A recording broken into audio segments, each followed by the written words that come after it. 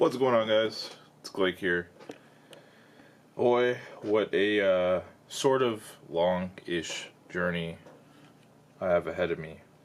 I'm really tired, even though it's, actually morning time for a reasonable person, but you know me, I wake up at different times, like every single day. I have to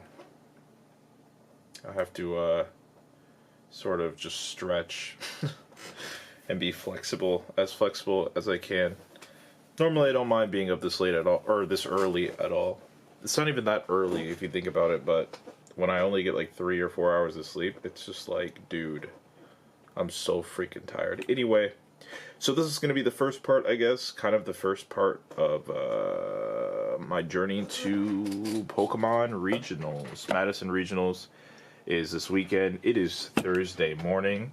You're probably wondering, wait, doesn't the thing not start till like June 1st, June 2nd? Why are you leaving right now? It actually takes place June 2nd to the 3rd, but for some reason I thought that everything kicked off on the 1st, so I ended up booking and planning on leaving on the 31st and getting there on the 31st. So I'll probably be one of the first people there, and I'll probably be one of the first people leaving. But, yeah, that's where I'm headed to now. It's been a pretty long several weeks, in all honesty. Pretty long month, I guess you could say. Ever since Forbidden Light dropped, it's been a pretty long month of just grinding the game and play testing. Like, it's without a doubt been the most Pokemon TCG I've ever played in my entire life. And it's funny because, like, technically, I'm still really new to the game. I've only been playing the game for about a year. I believe February was like basically my 1 year anniversary for the game, for the online version of the game. And I've been playing the game physically for, I don't know, coming up on a year, like in August. So, obviously I dabbled around in Pokemon a little bit when I was younger. I think pretty much everybody has. Everybody had Pokemon cards when they were younger. I know in middle school, like I kind of took interest in it, but it's like I couldn't really buy or build anything good because I just didn't have the money. I wasn't working in middle school, so there's that. Oh, actually, I do need to check. I'm like trying to get things done while I'm doing this. It's so dark in here. Let me turn the light on. There we go. So yeah, I kind of consider now like my real first time getting into the game competitively. I think that's what you could say is this is my first competitive endeavor really with Pokemon TCG. And yeah, I'm going to compete in my first regionals. Now, what's so funny is that back in 2013, I actually went to Pokemon TCG States with a group of people because I just wanted to get away for a weekend. It wasn't really because I wanted to compete. I just wanted to get away, chill, and just, kind of just hang out. I was more into the video game at the time. There was no video game tournament there. Like I said, I just kind of just went to chill and hang out. But I was convinced to play in the tournament. And I remember playing, it was Garbodor or something. I don't remember. It was so long ago. But it was definitely like item lock Garbodor, I think. I don't even remember, dude. But yeah, I guess that was my first real time like playing in a competitive environment. And, I didn't really know what I was doing, but I had a really fun time nonetheless. And now, though, when I'm playing, like, when I'm playing for myself, when I'm actually playing to win, it's a completely different feeling. It's weird because, to be very honest, I haven't played in a tournament in a really long time for any game. Like, basically, before the end of last year, or rather, yeah, before the end of the last year, I was kind of expecting myself to step away from gaming entirely, aside from maybe an MMO here and there. For the most part, I was just expecting myself to just walk away from gaming. Things were getting pretty stale. Like, I'm not a huge fan of all these new games that are coming out. So overall, like, there's nothing... Holy crap, this is full? No way. Jeez, dude, how is this full already? No, I gotta empty this. But yeah, as I was saying, so like overall, there's like nothing that was really keeping me interested all that much. And I decided to give things like sort of a second go competing wise this year. sort of like a final, sort of like a final go, I guess you can say.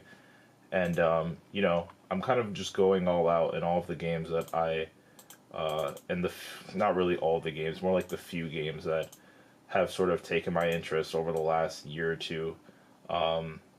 Smash, well, not Smash is on hold because, you know, I'm kind of waiting till Smash 5 to see if I actually want to go back to competing in that game. But, you know, mainly Street Fighter, Pokemon TCG, and Hearthstone. Those are kind of the games that I've played throughout the eras. I guess you could say Smash is honestly a new endeavor because I was never into competitive Smash at all until basically Smash 4 came out. I've played in a few Smash Brawl tournaments. I want to say earlier in Brawl's lifespan, but you know, I was never really that serious about it. I played it in a few Smash Brawl tournaments, and then I immediately switched over to Street Fighter 4. So, you know, I've kind of just gone back to my roots for a lot of things, and that's kind of where I'm staying at, and that's kind of where I'm comfortable at. So yeah, overall, that's kind of what's going on. So, oh my goodness, I have to get rid of all of this stuff on this SD card. Oh man. So anyway, it'll be a pretty interesting journey this weekend. So what I'm planning to do is I'm going to try and grab as much footage from the place as possible. Now, I actually did do a vlog at regionals last year because I did win last year. I was working at a booth. I wasn't competing. I did do a vlog and a tour and everything of the entire place. It's going to be different this year. I think it's going to be a lot more simplistic. It's not going to have a con connected to it. Dude, I hope my Uber is in here. No. They've got another 10 minutes. But yeah, I mean, it's not connected to a con this year or anything like that. But I kind of just want to showcase and get footage of the more competitive aspect of the event, because that's what it is. And that's what they're going back to. So that's kind of what I really want to do. You know, I have no idea how professional looking it's going to turn out. I'm like debating last minute if I want to bring my tripod or not, because it's a lot to lug around, but I think I'm going to try and bring it. Like, I'll have, with my tripod and my, like, suitcase included, I'll be lugging around, like, 4 bags.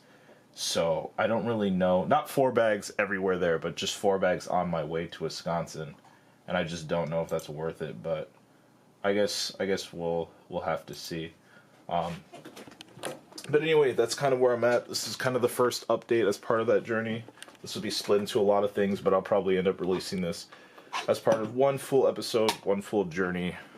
And yeah, I'll keep you guys updated on the way. But for now, about to throw the rest of this stuff in my bag and get ready to head out. And maybe I'll catch you guys, like, not really on the road, probably not. It takes like 6 hours to get there, but I'll catch you guys when I'm there. When I arrive at my Airbnb. How does that sound? Sound good? Alright. St. Paul will clear. Toma, Wisconsin, Dell, Madison, Milwaukee, Chicago Amtrak, downtown Chicago Terminal.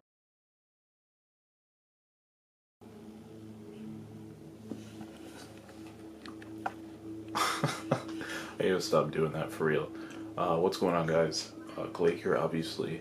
So, I said I would pick up off of when I arrived at the Airbnb, and I'm actually here right now.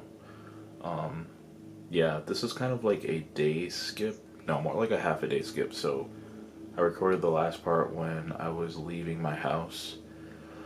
I got here at around, geez, what time did I get here? So around like 6 o'clock yesterday. I actually arrived at the Airbnb a lot earlier than I thought. I thought I was gonna get here at like 7:30. But like, apparently the trip was a lot shorter, the drive from the bus stop to the house. So, you know, I got here pretty early. I was really tired. I left my water bottle, at home, right? So, like, you know, I was extremely dehydrated, like, basically the entire day yesterday. So, of course I would get a headache. That's what I got. I was extremely exhausted. Everywhere was closed. Like, I just didn't have, well, not everywhere was closed, but I just didn't have the energy to walk out and get food. So this is what I ended up having to eat. Freaking McDonald's. So yeah, that kind of sucks because, like, I've been on this pretty good health spree, and like, yeah, I was like, dude, I'm dying, so I just like got a bunch of random stuff. Basically, I just got 20 nuggets, a large fry, and cookies. Like, I stay away from all the, like, extremely, like, big sandwiches and beef and all that other kind of stuff. Like, I'm trying to just, like, try and eat as healthy as possible, especially on this trip. I'm really not trying to go back to eating fast food, like, ever again. So, yeah. Anyway, what was I going to say? Oh, yeah. So, it is Friday right now, and the event, I guess the event hall opens up at, like, 2, but the tournament itself doesn't start until tomorrow. The TCG's tournament itself doesn't start until tomorrow. There is, like, they're doing a lot of side events and stuff today, like around 2, and probably till they close. I have no idea what time they close. The vendors are opening up today, too. So what I'm actually going to do before I head out, because I need to go out, I really hope it doesn't rain because it's, like, cloudy right now. So what I need to do before I head out is I'm gonna build, I don't know, I think I'm gonna build just 2 decks because that's, I don't really think I have time to test 3, but yeah, I'm still, like, last minute deciding, like, what deck I even want to play. I honestly don't know, like, it's literally either Necrozma or Buzzwole. Metagross kind of crossed my mind yesterday, to be very honest with you. I was thinking Metagross. And I woke up thinking about Greninja, but, like, I haven't practiced that deck, like, at all. I used to play a lot of Metagross when I first started playing PTCG. Metagross was, like, kind of my first main competitive deck that I started playing with. I don't know if you want to count Quad Lapras as a competitive deck, but, you know, that was the first deck that I, like, actually, well, Greninja Break was the first deck that I actually had and played, but I guess, like, Quad Lapras was, like, the first Sun Moon deck that I played and everything. I don't know if they can hear me down here because I could hear them up there. They're so noisy. So yeah, I'm still trying to decide, like, what deck I want to play and all that other kind of stuff. What does this say? 60 minutes. Anyway, if I look like I'm really, like, shiny, it's because I just got out of the shower. I put this stuff on my face. It's not really grease. It's like this green tea stuff. So yeah, I look kind of, like, sparkly, kind of, not really. So yeah, basically still trying to decide what deck I want to play. I will build 2 before I leave, and let's see, what time is it again? So it's 10. Oh, it just turned 11 o'clock. So, you know, it should probably take me about an hour to do this. I'll probably get into the city around 12, I'm assuming. No, I'll get into the city, yeah, probably around 12:30, maybe 12:40. And, you know, I'll have, like, an hour and a half to spare, basically, before the hall opens up. And during that time, I'll probably just be shooting some video footage, just because I like doing videography and photography on the side. So I'll probably do some of that. And when the hall opens up, I'll try and get a tour of everything, because I will not have time on Saturday, for sure. I won't have time. So I absolutely have to do that today. So I'll try to do that real quick, and then I'm going to get right to playtesting. I might go live for a little bit, I don't really know, but that's kind of the plan. I'll bring my tripod with me, I think. Yeah, I'll bring my tripod with me, just because, yeah, why not? I brought my tripod with for a reason. I might as well use it. So yeah, that's kind of what the plan is today. Before I leave, though, I did want to give you guys a quick tour of, like, the Airbnb, like, the place I'm staying in. I kind of got to be quiet, though, because I don't want them to know that I'm taking a tour of their place. To be extremely awkward. I'm only going to record stuff in my quarters, because, like, upstairs is their area, downstairs is my area, as it always is. Anyway, so first things first, this is the room that I sleep in. So this is, like, its own dedicated bedroom. It's not that big at all. It's pretty small. Got a mirror over here. Got a window, a painting of sorts. It's a nice sized bed. I actually found out that, like, my bed is not the issue of why my back hurts so much, because I was sleeping in this bed and my back still hurts just as bad. So I think there's something wrong with my back. You know, that's something I can figure out for another day, but there's definitely something wrong with my back, which sucks. I don't want to get it checked out either. It's only going to get worse. Hopefully I die. Anyway, yeah. My deck box is here. My messy suitcase. The bed is a mess. If you're wondering who's that talking in the background, I'm watching a stream. I'm probably gonna watch your stream while I build my decks. Anyway, so I'm gonna go out here and I have to be a little quiet. But this is gonna be like the main. This is like the main living area out here.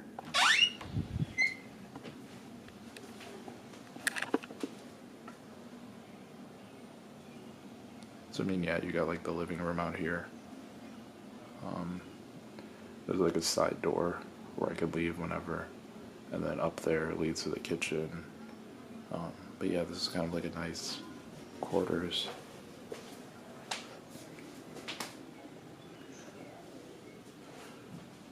Here, however, is the real star of the show. This bathroom, dude. This bathroom is oh freaking D, dude.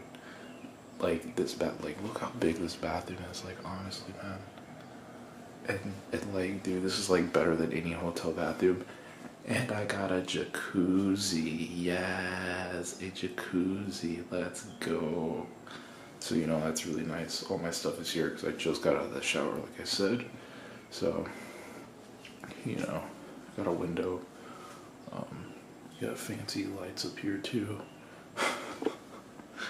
Yeah, overall, it's like a really nice bathroom. I love walk-in showers. Like, those are the best, honestly. I should probably turn this light off.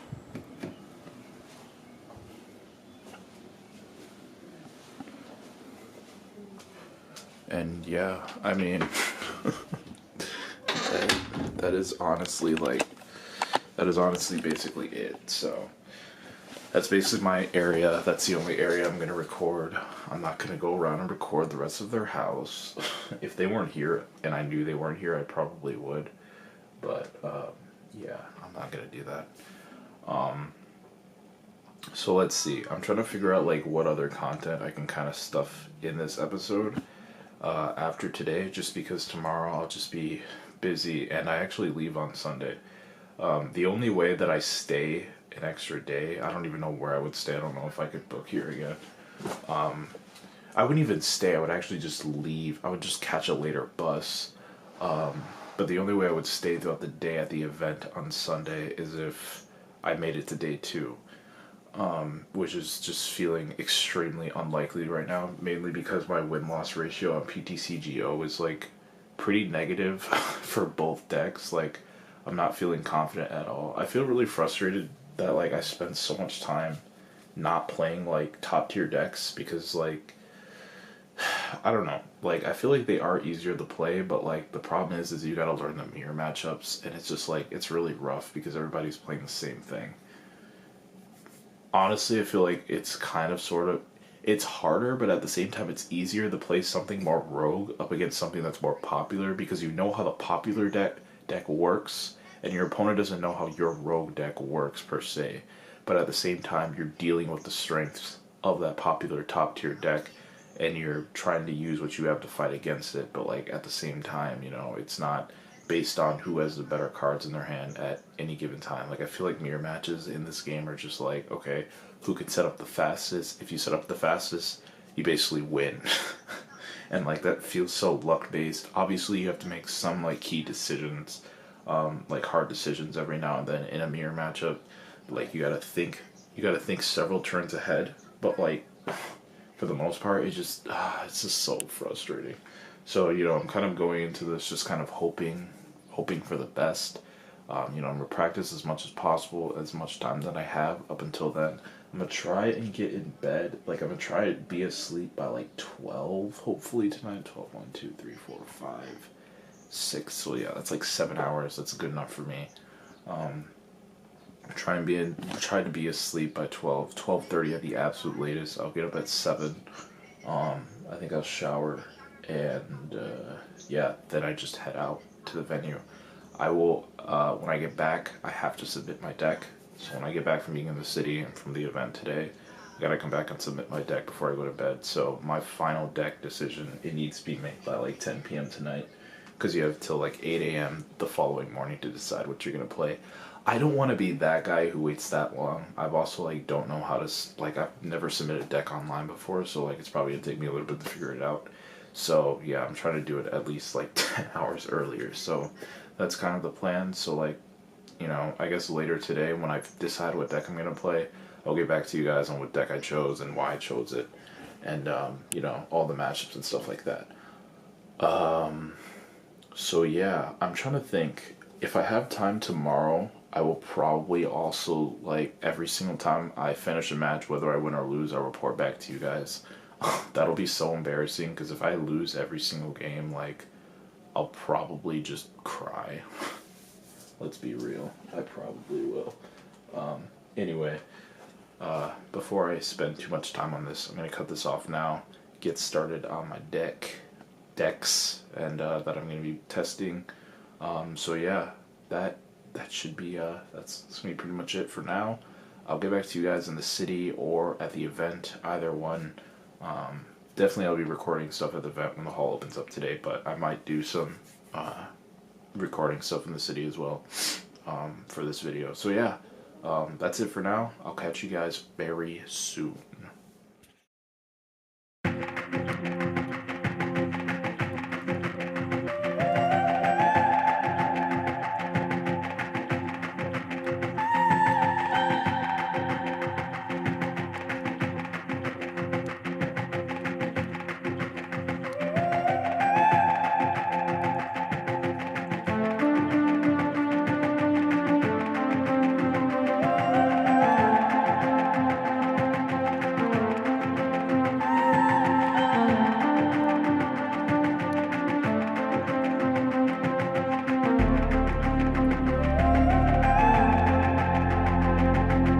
Heavy rolling into the ocean, deep as a love crossed with emotion. Dipping your finger, taste from this water, and stir me up down. Alright, what's going on, guys? So it's Blake here. I'm at the center, and yeah, actually the tournament starts in like 10 minutes.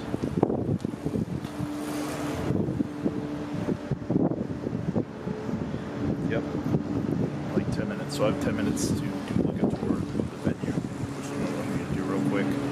And I think I'll stream for a little bit while I'm in there, as long as I have good connection. But I'm going to do a tour of like the main hall first. So that's where I'm going right now. My microphone broke because it's out of batteries, and I left the remaining batteries for my camera mic at home. So there's really not much I can do with that. So I'm going to either have to speak up or kind of just, at least when I'm inside, or kind of just chill out, because yeah, I don't think this camera is going to pick up too much of my audio here. But holy crap, it's so dark. Hopefully it's not that dark when we go inside. So I've got I don't think I could go in through this way. No, I can't. So hold up.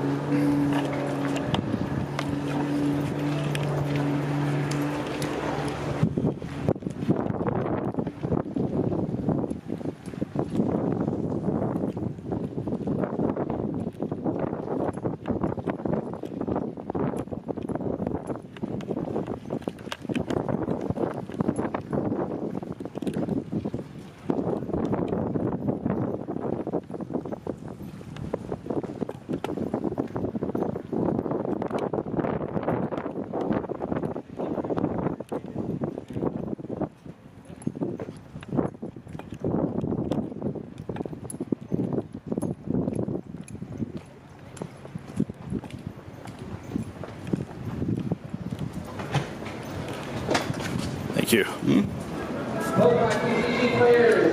Alright, so this is the entrance here. Holy crap, it is dark. I'm gonna turn this off. That's better. Actually,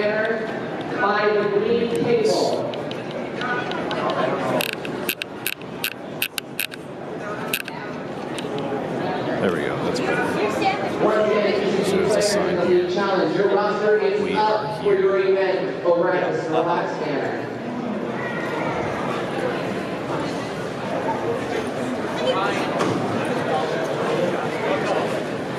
Alright, so this is where all like the VGC stuff is happening. I think it's day one for VGC, but you have people here playing.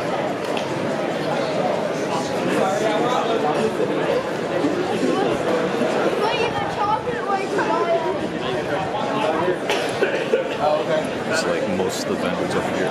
It's a lot smaller than it was last year. Last year there was so much more stuff, but then again, it's not like, I guess day one is technically tomorrow. So, yeah. So these are like the TCG tables. This is where I'm going to spend like most of my life. And then if you ever go against a game of players, you're just sorry. We literally like checking it out.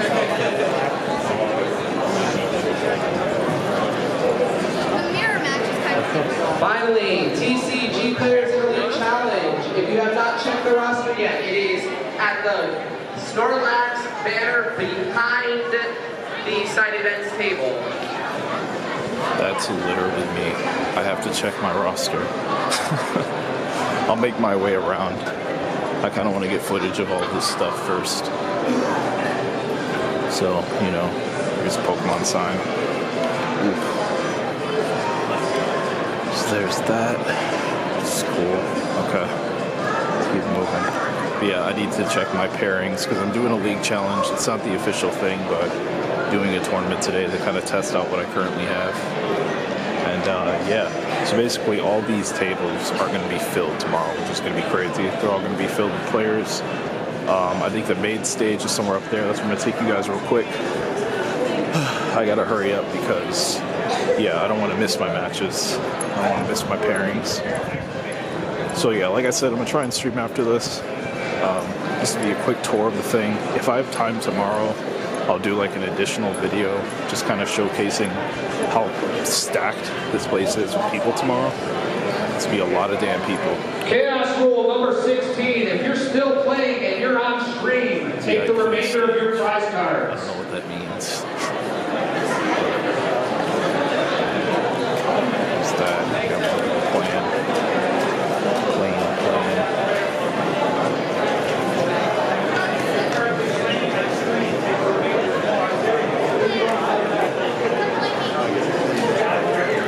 Schedule.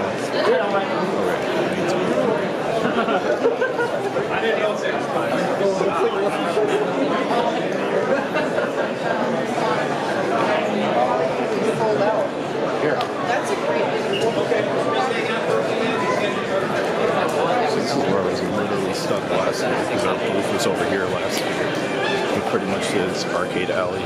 We pretty much did a booth last year, and I was stuck there most of the time. I don't think there's much going on over here. There's food, other side. And then you've got pretty much... Pokemon players, if you have not done so already, we do have your swag available over at the swag table, which is the green table next to the side events table. If you have not picked up your swag yet, we suggest that you do so before the lines get crazy. You can pick up your swag at the green table, which is on the other side of the side events table.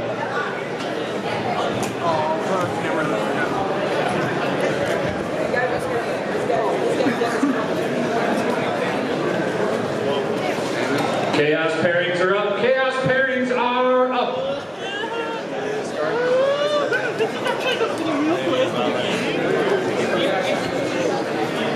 Someone told where I get all my cards, for the most part.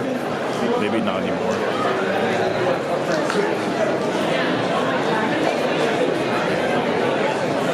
Got various other booths over here.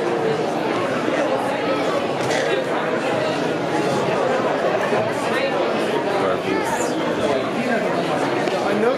There's no point in getting close up on the scenes. Pairings for the TCG Challenge are up. Pairings are posted. TCG Challenge. Come grab your seat so we can get started. It's not even 5 o'clock yet, but so let's I'll be back in a little bit. What's going on, guys? Glake here again. Dude, I gotta stop saying Glake here because, like, obviously it's me.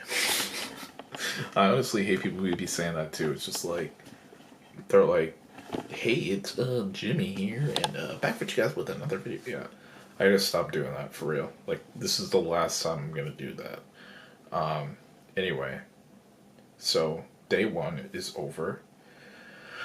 Well, I don't even know if you want to call this day one, because technically the event itself is advertised as June 2nd to the 3rd, but, you know, they had side events today. The event hall opened up, and, yeah, there were side tournaments. All the vendors were open, and, yeah, all the tables were there. You could play with people, casuals and stuff, practice, play testing. Anyway, that's all done for today now. Everything is closed. I played in one event, which was the biggest TCG event that was eligible to play in today, and that was the League Challenge. I went 2-2. I don't know how I feel about that. Out of 4 rounds, so, you know, basically I broke even, but that's nothing that, like, you never want that. You never want that. I don't think it's possible to break even in the actual tournament, because I think there's 7 rounds. I heard there's 7 rounds tomorrow. So in that case, you know, either you go negative or you go positive, but even, like, you know, even having a score that close, you generally don't want that. Like, if tomorrow I started out with 2 wins and then I lost 2, I wouldn't really be feeling I wouldn't feel really good.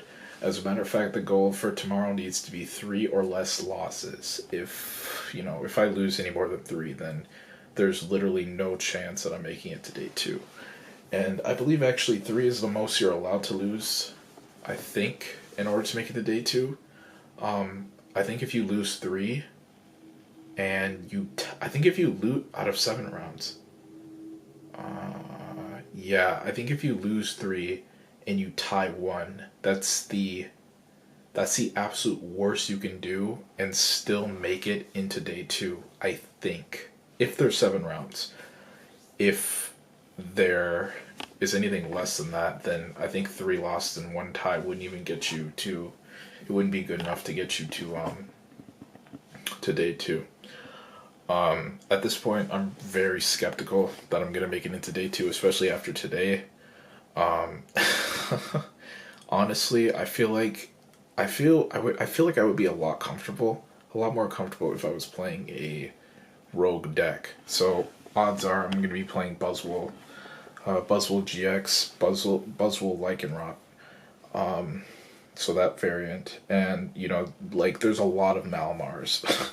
There's a lot of Malamars. So I want to say, like, probably 3 out of 5 players there are going to be playing. 3 out of 5 players there are going to be playing Malamar, and I would say the other 2 probably Buzzwole. Maybe the other one Buzzwole, and then the other one potentially a rogue deck. But honestly, like, my gut instinct tells me that I'm probably going to end up bumping into more Buzzwoles than rogue decks. I don't know. It's it's an extremely gutsy choice to run Buzzwole in this meta, and the reason why I'm choosing to go Buzzwole, I mean, I haven't 100% locked in my decision. I haven't uploaded my deck list yet. I think before I do that, I'll probably play See, I don't know what I'm gonna have time for, especially if I want to go get food. But I think what I'm probably gonna end up doing is, I'll probably play a few matches with Necrozma, Ultra Necrozma, and then a few matches with Buzzwole. I'll just do it online tonight, like, even though I hate playing online for playtesting, but I'll probably do that tonight, and, you know, whichever one I kind of just feel more comfortable with, I think I'll rock. But right now, it's extremely leaning more towards Buzzwole. The reason why I'm, like, extremely stressed about Buzzwole is just because if I bump into a mirror, the game is basically whoever can set up first and whoever hits their B strings. If you say you lose a prize card, or say you're down on prize cards, or your opponent gets the first knockout on one of your GXs, fine. You're okay if you have B strings and you're able to access a Buzzwole. You're okay. You'll be okay. But then again, your opponent could just B string the following turn, and then they can knock you out, and you'll still be down. So it's basically the entire matchup is basically whoever can draw into what they need the fastest. Even if you're constantly getting knockouts every turn, because B string is part of the meta, it's basically whoever can draw into what they need the fastest. Like B string, like if you're able to have the lead and your opponent knocks out a GX, B string, if you have them, you're gonna win the game. That's basically how it is. Anyway, it probably sounds like I'm like about to cry right now, but like my voice is only shaky because I'm just tired, and I'm like kind of hungry. What was I saying? So yeah, that's the kind of thing with Buzzwole, and like, you know, my luck already isn't very good as is, or at least I don't feel like it is, so I don't know, I just feel like in a Buzzwole mirror match, I'll probably play very poorly. In fact, today, my second match, the first game that I lost actually, was against a Buzzwole, and the thing was I was behind. He got a really good start, like, he got a good start in the beginning, I believe. Let's see, what did I start with? I think I started with a Rockruff in my active, a Remoraid on my bench. He started with a Rockruff in his active, Buzzwole on his bench, and then he slowly ramped up with Remoraid and stuff. But he hit Elixir, because he went first. So he hit Elixir, and like, he got an energy for free. Did his thing. So he was already in the lead right there, because I didn't have a Buzzwole. And I elixired maybe 3 or 4 times today. Like, I didn't use elixir that much because I didn't hit them that much. But when I did draw into them, I missed them basically every time except one. And it was kind of pointless. Like, it wasn't really important when I hit that one either. Now that I think about it, it wasn't important at all. It was just so I could jet punch. That was basically it. Like, I had an energy in my hand. And I was like, okay, do I want to... Like, I needed to hit the elixir in order to retreat out my Rockruff. And, like, that's why I wanted the elixir so I could jet punch. And I think that was in a matchup where... I forget which matchup that was. I think that might have been... Oh, yeah, I'll get to that one. Because I'm going to talk about the matches today. Because, dude, the matches today were ridiculous. Anyway, so in the Buzzwole mirror... so he knocked out my first Buzzwole with Absorption, obviously. It was the only one on his bench. He didn't have anything else set up except for a... What did he have? I think he had a... except for a Diancie, I think. And... So he had Diancie, a Rockruff, and a... I think he had an Octillery by that time. I don't really remember. I'm pretty sure he did, though. So that was his only Buzzwole.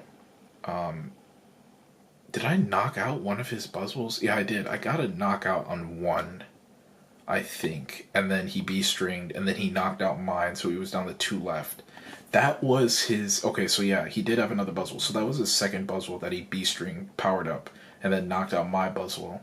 I had to, if I remember correctly, I had to Super Rod, get one back in my deck, Brooklet Hill, put another one out, and my hand was... I had a Sycamore in my hand, so I was like, okay...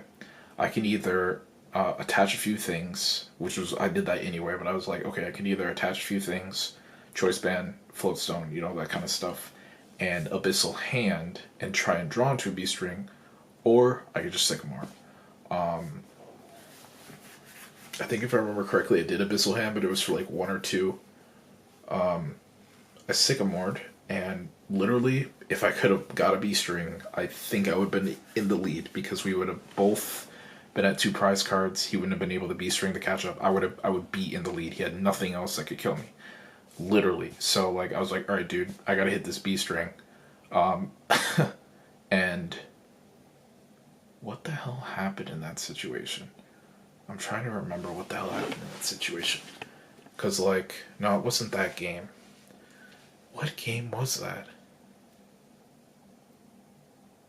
No, it was that game. It was that game. It was that game where I did B-string. I B-stringed once, and I had 2 left in my deck. And yeah, because I B-stringed once, I had 2 left in my deck, and I was like, okay, I gotta hit a B-string in order to have the lead in this and pretty much win, because, at that rate, there's no... If you don't have a Buzzwole on your bench already charged with energies, unless you hit 3 max elixirs in a row... or 2 in a row, at least. There's no way you're going to win. So, I did that. I Sycamore, didn't draw into a B-string, and I was like, well, fuck. I'm done. And yeah, I believe he just. Oh yeah, that's right. So the dude needed a freaking Guzma in order to win, because my Buzzwole was on my bench, my Octillery is in my active. Because I was like, all right, I'm not trying to get cooked for free. So I was like, all right, this dude like better have a freaking Guzma, and and he had a float stone on his thing, and he's just like, he literally like I believe that was the game I end him too. I end him down the two, or yeah. Did I end up? Yeah, because he was at 2 cards. Yeah, I end him down the 2. This dude draw his card for his turn. It was a Guzman. You just toss it on the table, like, extremely casually. You just toss it on the table. I was like, alright. That's it. So, it was a freaking top deck, and I was just so mad. Like, really? You're gonna give him a top deck for a Guzman, but I can't draw into a freaking... Holy crap, my cheeks are extremely chubby. But I can't draw into a freaking B string, dude. So that was that situation. So that was my first game I lost. Second game, or third game rather. So my first game was up against a Zor Lycanroc deck, I think it was. Was it that? Yeah, I think so. Anyway, that was really easy because luckily I started Buzzwole. I went second, and I was able to knock out a Zor right away. It was easy. I had type advantage. So that was pretty much that. It was a free game. Second game, yeah, I lost because of the mirror and the top deck. Third game, I was up against a junior. Oh my god, this kid literally almost cooked me, dude. Like, I was so mad. So I started with Buzzwole. Had a Lycan or a Rockruff on my bench. This guy, Ho-Oh Kiawe, on his first turn, because he went first. I was like, there's literally nothing I can do here. As a matter of fact, no, I didn't have an energy that turn. Yeah, I didn't have an energy that turn, now that I think about it. Or did I? I don't know, it doesn't matter. Luckily he didn't have a choice band that killed me in one hit. But, yeah, he used the attack that I was down to 10 health. And, yeah, I was quickly able to come back that game, because he was able to get the knockout on one Buzzwole. But I was able to come back that game because, first of all, I don't know why, but he just didn't put much on his bench. Throughout that entire game, he only put 2 Pokemon on his bench, which was Turtonator and a Volcanion, which was a regular Volcanion. I was able to knock out the Ho-Oh with Absorption, I think. Yeah, Absorption, and then I knocked out the Turtonator with, I think it was with a Choice Band. I don't even remember, but, Volcanion was his last thing, and I just, knuckle impacted that thing. So, that was a pretty easy matchup. I mean, I got really lucky, because, like, if I dead drew at all for, like, after, like, my second or third turn, I would have lost, because, like, that's literally the best start you could get with that deck, is freaking Kiawe. Like, it baffles me every time that they start Ho-Oh Kiawe. Like, I don't think I've ever fought a Ho-Oh deck that doesn't start on their turn 1 with a Kiawe. It's just like, dude, is there ever an opportunity where you don't start with those cards? I just don't understand it. Anyway, so that's what happened. So fourth game, final game, was a really close game. So I was up against a guy who was playing Ultra Necrozma. So, obviously I had type disadvantage there. I played, I want to say, pretty well for most of the game, except I made one major mistake, which I said, well, see, I don't remember if I played a supporter that final turn before I pretty much sealed my fate. But what had happened was, so, like, immediately when I had the opportunity, I Guzma'd to take out Dawn Wings, because that thing is a problem, just because, it's freaking GX. You can't touch it the following turn, so unless you have a Guzma to deal with that, and a Float Stone, obviously, it's kind of hard to deal with that thing. So I took that thing out as soon as I possibly could with Absorption. Like, that was my main priority focus. And he also didn't have a lot of energies on his Ultra at the time, so I just wasn't worried about it. What else did I end up taking out? I think I took out one Ultra Necrozma. Either way, we both somehow ended up being each down to 1 prize card each. And what had happened was he had an Ultra Necrozma, 1 Malamar, and his Inkay was in his active. And I had an energy attached to my Buzzwole, and what I did was, what did I do? That's right. I thought I had game, because I don't remember if I Guzma'd. See, this is the part that's foggy. I don't remember how much time do I have left here, actually. Hold up. Okay. I don't remember if I Guzma'd my Octillery into Buzzwole and his Malamar into his Inkay. I don't remember. Yeah, that's what I think I did. What I did was I Guzma'd his Malamar into his Inkay, and for some reason I thought I had Knockout. I was like, okay, I have game. I was like, okay, I have game, Knuckle Impact, free. That wasn't the case, though. Because, like, right when I was like, alright, on Guzma, I was like, Guzma, Jet Punch for game. And then he was like, alright, GG, and, like, we were both, like, scooping up our cards, and, like, he was like, oh, wait, is that game? I was like, yeah, I think so. And he's like, wait a second, 30, 40, 50. I was like, oh, shit, because, Inkay has 60 health. I don't know why I thought it had freaking 50 health, but it has 60 health. So I was like, oh, crap.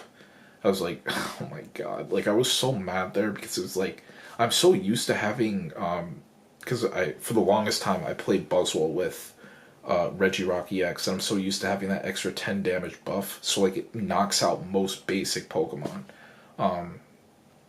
And yeah, like, I guess I kind of got, like, really flustered in the moment. I don't remember, like, if I did Guzma that turn, then, like, I basically lost regardless, because, you know, that was my main mistake, was Guzming. But I guess if I would have thought about it a little more, what I should have done was end. Yeah, I should have end. And, well, now that I think about it, no, it didn't matter, because either way I would be dead, because Octillery has 90 health. Octillery was in my active. I didn't have a float song on Octillery, otherwise I wouldn't have Guzma'd. So, in that case, then, yeah, there's really no other way I could have won that, unless, I don't think there was any way for me to pull into a strong energy.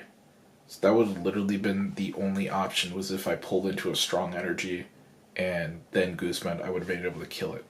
But yeah, now that I think back about it, like, I don't think there was any way for me to draw into a strong energy, unless I end. And in that case, I would have been able to retreat. So, it's, yeah.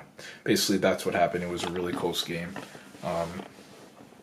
Man, dude, freaking Necrozma was so annoying, though. But I find, like, personally, I feel like if you take out Dawnwing's GX as soon as you possibly can, that matchup is a little bit easier, because they have to have additional tools to retreat into Ultra Necrozma. And then in that case, if they don't have all their, like, if they have all their Malamar set up, it's basically a done deal game. But if they don't, like, if they have one set up, and they don't have Dawnwings, it's really difficult for them to do anything, because they don't have the mobility to retreat, and they don't have the luxury of attaching an energy, and then getting more with Malamars, or attaching energies to retreat, and then, or recharging with Malamar, then attaching an energy to retreat with their active, and then switching it in with Ultra Necrozma. So, I don't know. For right now, that's kind of how I'm going about that matchup, is just taking out Dawnwings as soon as I see it. I know some people will probably play it differently, just because Dawnwings, you could just B-string with it if you run B-string, but I think if they do that, in that case, I'll probably just end up targeting for Necrozmas as soon as I possibly can. And that's really the only way I could see myself going about that matchup. He just does so much damage. Like, it's so good. And I feel, how much time do I have left? Oh, not much time. I feel like if I were to play Ultra Necrozma, I think the situation would be, it would kind of be the same as Buzzwole. Like, whoever gets set up the fastest and the best is going to win. You know, if you could pull off your Dawnwings GX and they don't have anything to, like, reset it, you know, that's a whole other situation, but that's kind of something to worry about.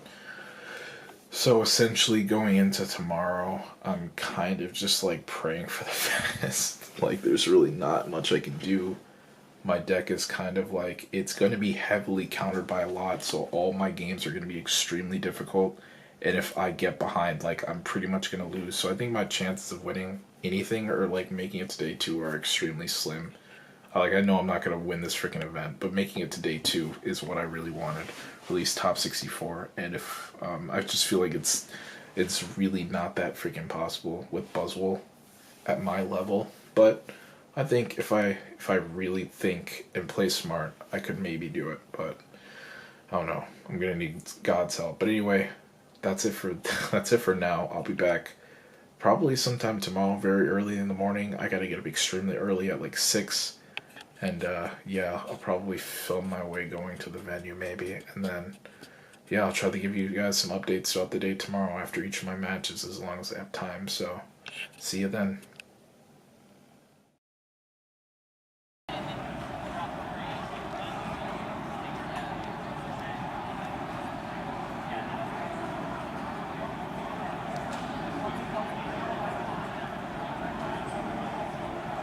Alright, I'm here actually outside at the venue, day 2 technically, but today's the first day everything started.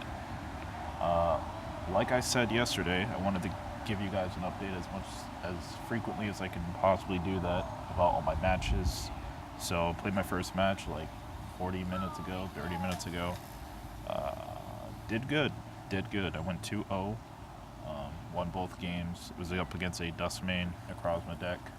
So I was kind of worried because like online testing, like I've lost against that deck majority of the time, but he was not able to draw into a lot, and I don't think he was playing a variant that runs, what card is that? I forget the mountain, the stadium card, Mount something. God, it's from Sinnoh. I feel like I should know this, but I forget the name. Anyway, I don't think he was running that because he didn't play it either game. I think he was just running Elixir instead of the Stadium, which, you know, that's understandable. I think that allows for faster setup because otherwise, if you're running the Stadium card, you're going the Magneton route, or the Magnezone route. And I don't think he was playing that either, so he was playing more of an aggressive, like, accelerating Dustmane deck, but it just seems like he dead drew every game. Anyway, I feel like I got pretty lucky. So game 2 or round 2 should start pretty soon. They're actually going to make us do 9 rounds today, which is freaking crazy. Dude, 9 fucking rounds? Are you shitting me? Holy fuck, that's going to take all day. Like, that's going to be like at least 9 hours. Like, this is going to feel like being at work. So I'm going to expect to be done like maybe around 5 p.m. if we're lucky. It might even be later than that. It might actually go until like 9 at night, which would suck because I really want to go get Korean food before everywhere closes. Like, I refuse to eat McDonald's again. I'm not doing it. I'm so done with fast. Like, I'm never going to eat fast food again for like the rest of my fucking life. Ever again. Fuck that shit. But anyway, yeah, every single time I finish a match, I'll try to update you guys on my results, how I played, what I played against. As long as I'm able to find a quiet area, because inside it's way too noisy, and like I said, the mic on my DSLR camera, my external mic, is it's out of batteries, and I don't have these special batteries with me. I have an extra pair at home, but I didn't bring them because I thought the mic would still be alive. So yeah, that's kind of the situation. So I'll try to find a quiet area just to update y'all in the meantime. But yeah, that's about it for game 1. I'll get back to you guys with hopefully game 2 or 3 pretty soon.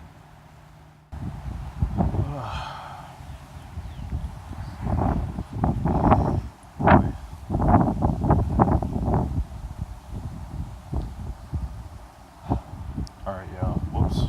What is good? I'm back with game 2 results. So, lost my game, man. I went 1-2, right? Yeah, 1-2.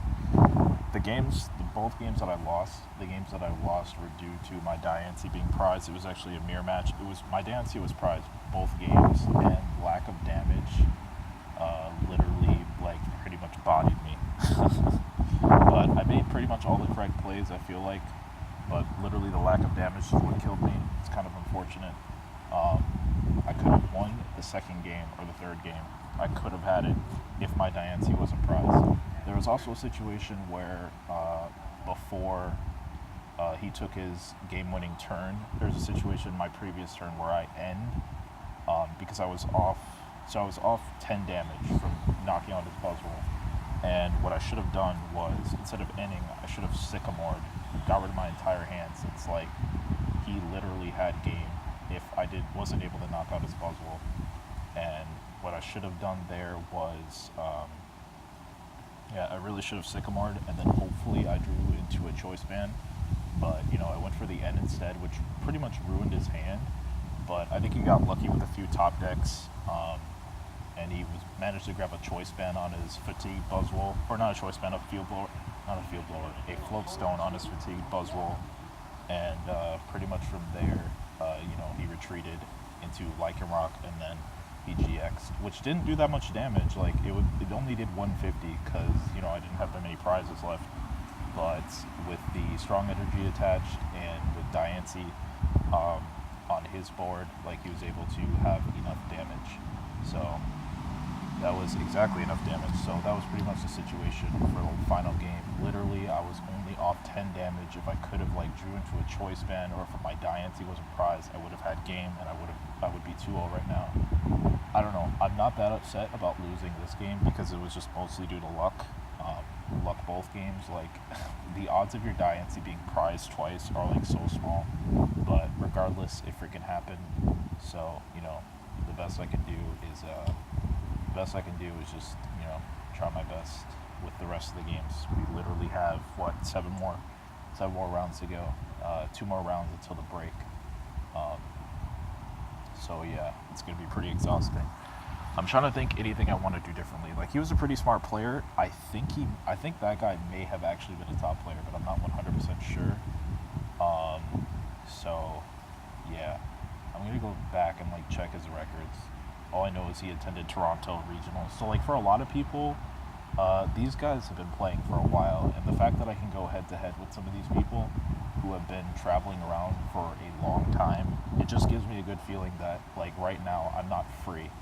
This is my first actual regionals, and I'm literally able to take games off of a lot of these players. I'm able to make smart decisions. So, even if I just completely bust this, I'm just gonna go home and practice more. And dude, I have a feeling if I put in the time, I can be godlike in this game. But it is a lot of luck involved. So there's that too. But decision-wise, decision making wise and play wise, I feel like my play is pretty clean.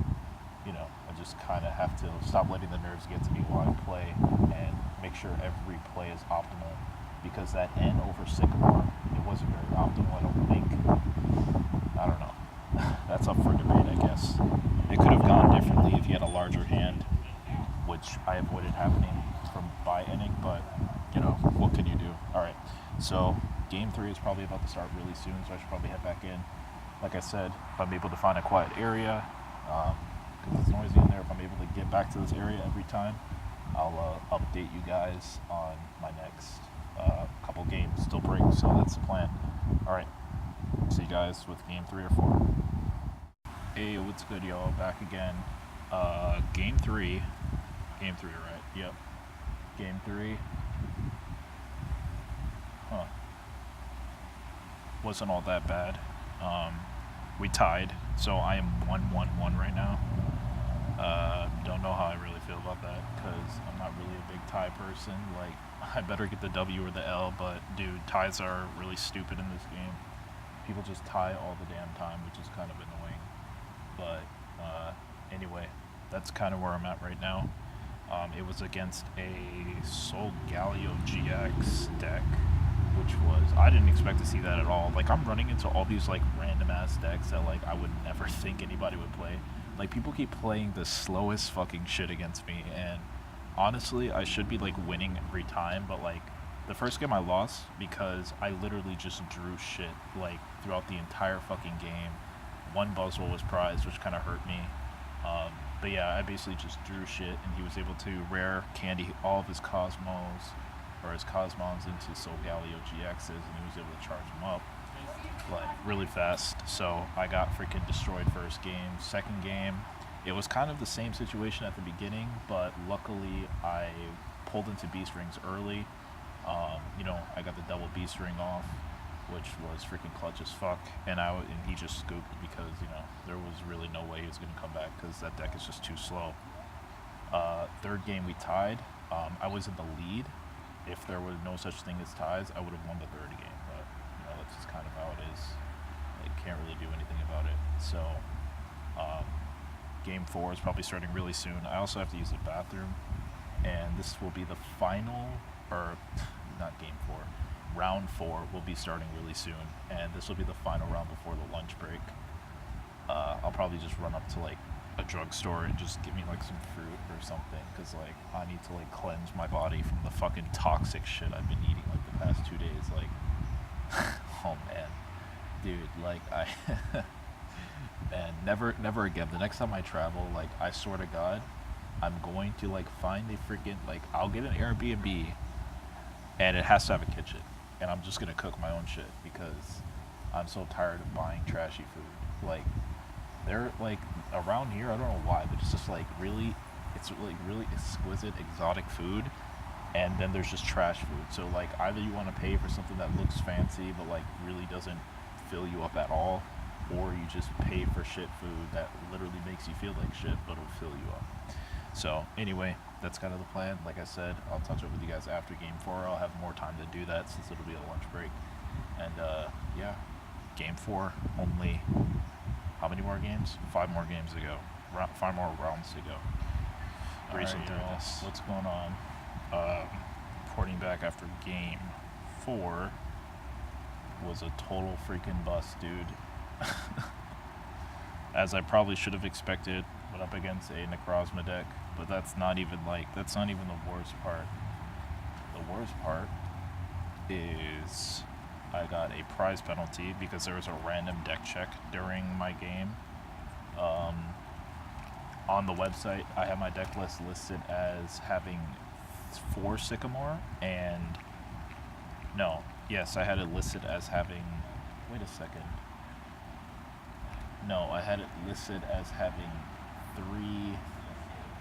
I'm trying to remember. I guess I had it listed as having 3 strong energy, 4 Sycamore, when in reality, no, it was 4 strong energy, 3 Sycamore, I think. I don't even remember anymore. No, it was 4 Sycamore, 3 strong energy, when in reality, in my actual deck, I had 3 strong energy. I had 4 strong energy, 3 Sycamore. No, that doesn't make any sense. It was the other way around. See, I'm trying to remember. So, am I playing with, I wonder now, am I playing with only 2 Sycamore? I have to check. Either way, I guess I had it listed as having 4 Sycamore, which was a problem, and 3 strong energy. I guess I needed to switch it the other way around, so I took out 1 Sycamore, put in a strong energy. I got a prize penalty. That was during the second game. Both games, the main reason why I lost was because I bricked each and every game. I'm talking mad bricked, like no fucking supporters, draw supporters at all whatsoever. So yeah, I scooped the first game because it was just like, you know, I wasn't drawing into anything. Second game was literally exactly the same. I only drew into 2 Remoraid's, an Octillery, and a Rock Ruff. And no draw support despite Abyssal Handing. I just kept getting energy after energy after energy.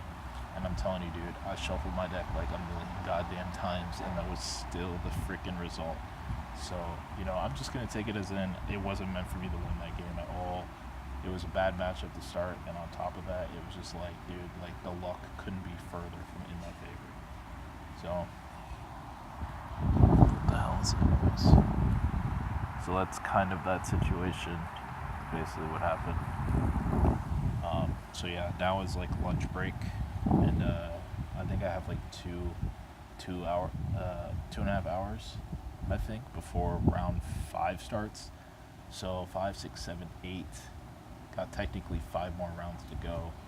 I think at this point I can only lose maybe 1. I don't think I can either lose 1 more game or none. Yeah, I'm pretty sure I only can lose 1 more game in order to like potentially make day 2, but I think I may only be able to. I think I might not be able to lose another game. I think if I want to make day 2, I have to win each and every one of my games from here on out, which is pretty much impossible. I feel like because I'm gonna bump into 1 bad matchup at least. at least one more bad matchup, and it's gonna screw me over pretty bad. Yeah, I don't really know what I'm aiming for now though. Like making day 2 was really my goal. Just because I was able to make day 2 I was able to make top 32 or day 2 for most games that I freshly started competing in. So to not go day 2 here is kind of disappointing. It's just I'm kind of behind, and it's just the time that I put in thus far, it's just it's not proving to be it's really just not proving to be sufficient, I guess you could say, because it's not paying off, I guess you could say, because the results aren't really showing it. So it's really disappointing. It'll be really disappointing not to make day 2. I'll tell you that much.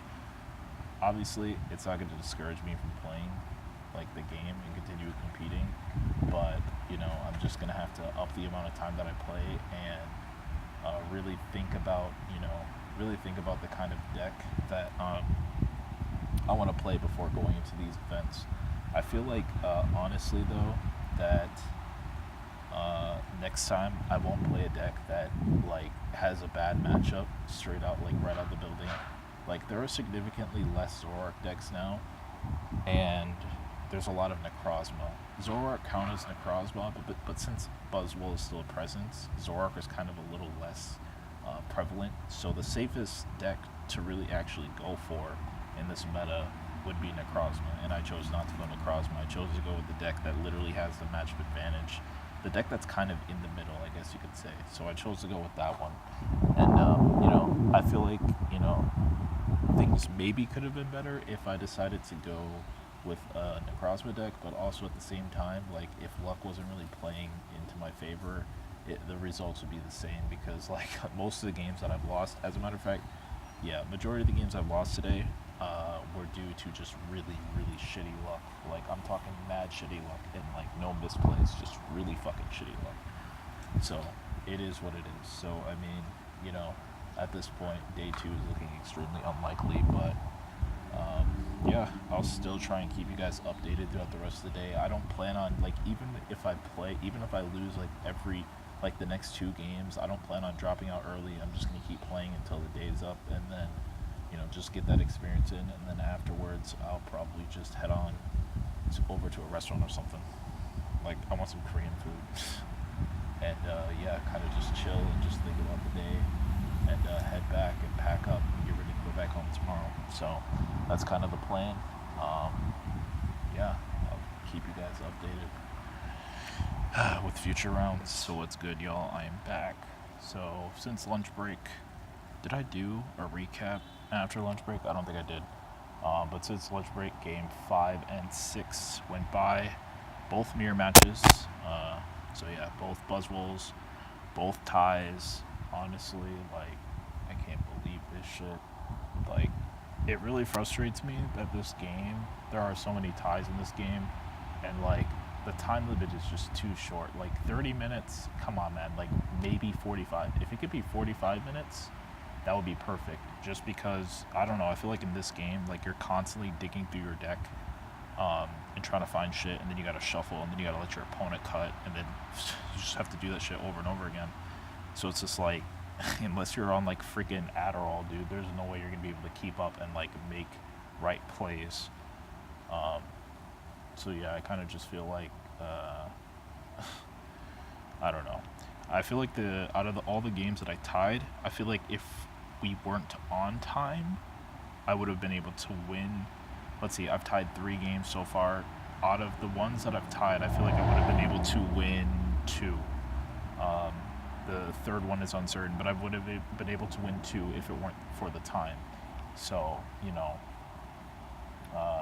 and I think I tied all mirror matches. Did I tie all mirror matches? Yeah, I think I tied all mirror matches. So, all against Buzzwole players. The matchup is literally whoever can get the first kill is pretty much gonna take it, as long as you can draw into B-string, because that's just how the freaking matchup works. So anyway, that's basically what happened. Both game 5 and 6.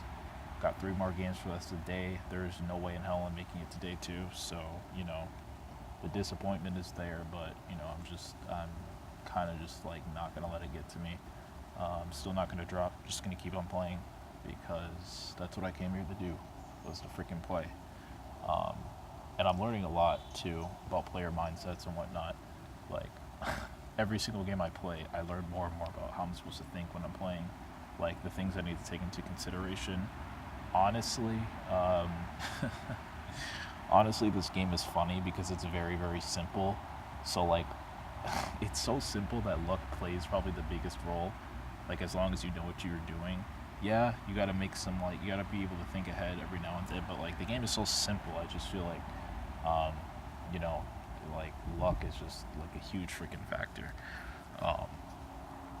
But anyway, yeah, I'm gonna try and get more footage of, like, the venue and stuff, and, like, of matches and stuff like that, just kind of, if, I don't know if I'll be able to, like, I'm not sure if I'm allowed to film, but I'm gonna try and just get some side, like, footage and stuff like that, before everything closes down, because as of now, this entire episode has just been me just talking most of the time. So I might just leave the game 7 through 9, 7, 8, 9, yeah, game 7 through 9 commentary, or sorry, not game 7 through 9, but round 7 through 9 recaps for later, like later tonight when I'm done.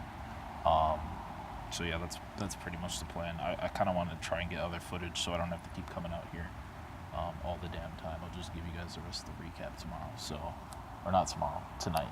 So that's what I'm gonna do and try to get some footage while inside. So yep, that's about it for me for now. I'm gonna head back in. Round 7 is about to start, so hopefully I can get nothing but wins for the last 3 games.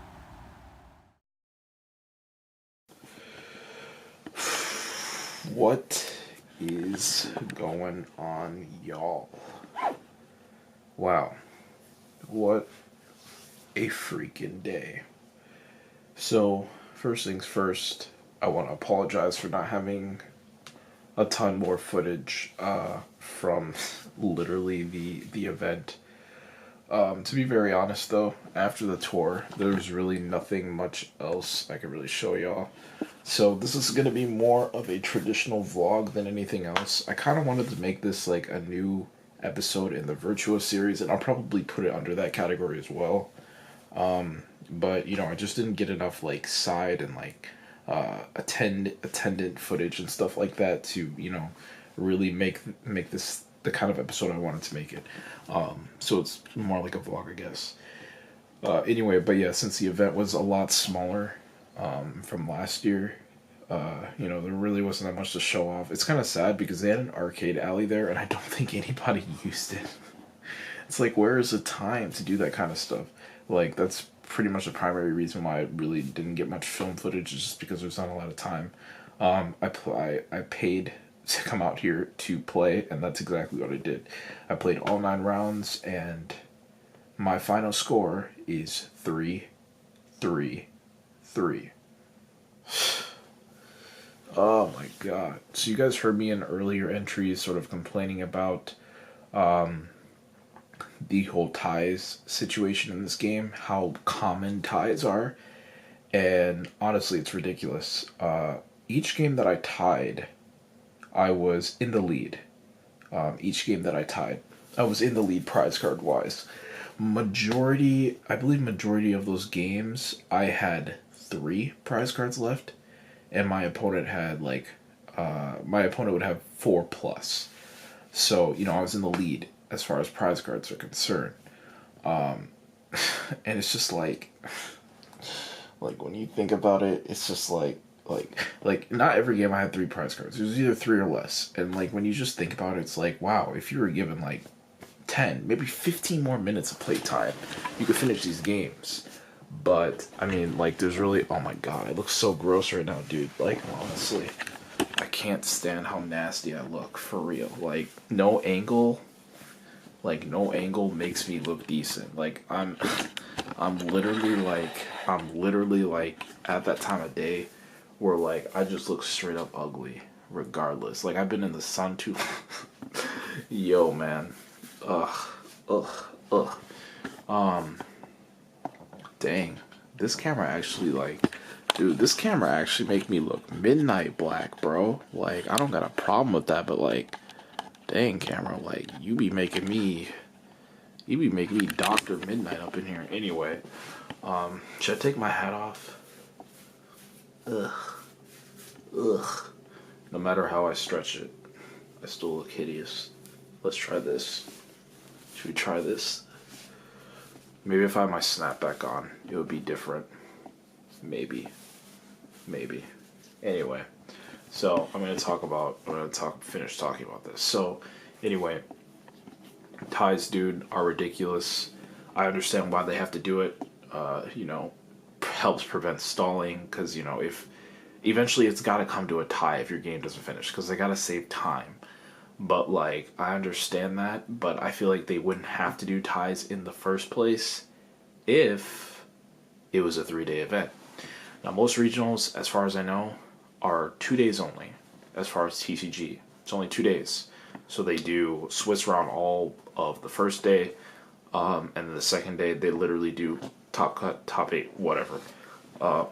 So essentially they're doing, pools first day, finals to grand finals second day, championship bracket to grand finals second day.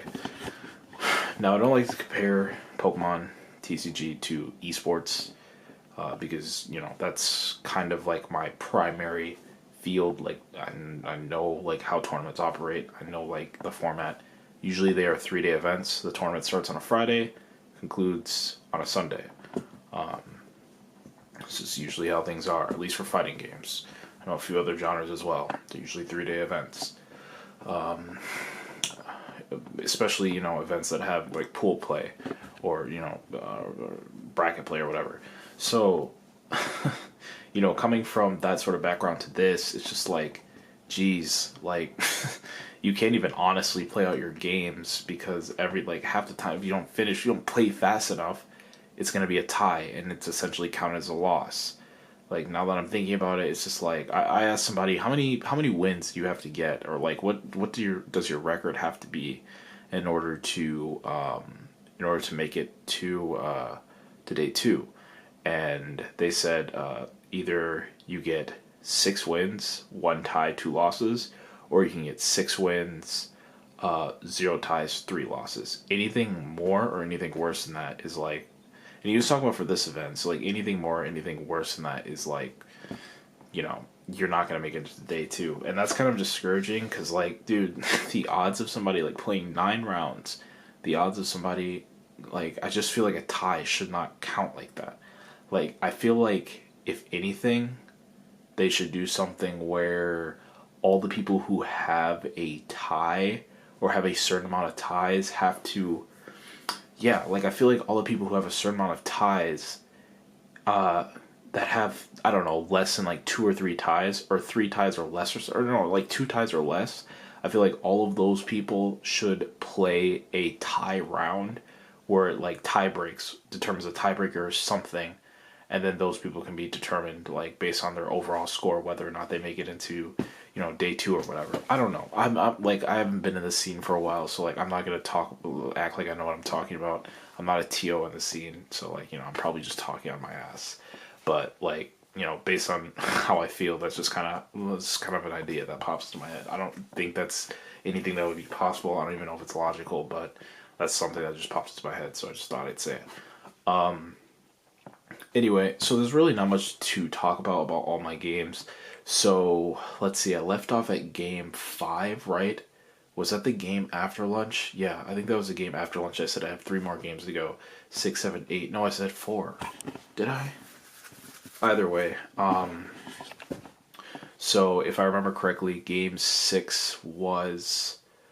I'm trying to remember. Game 6, I was up against a... What player was this? Because this was my...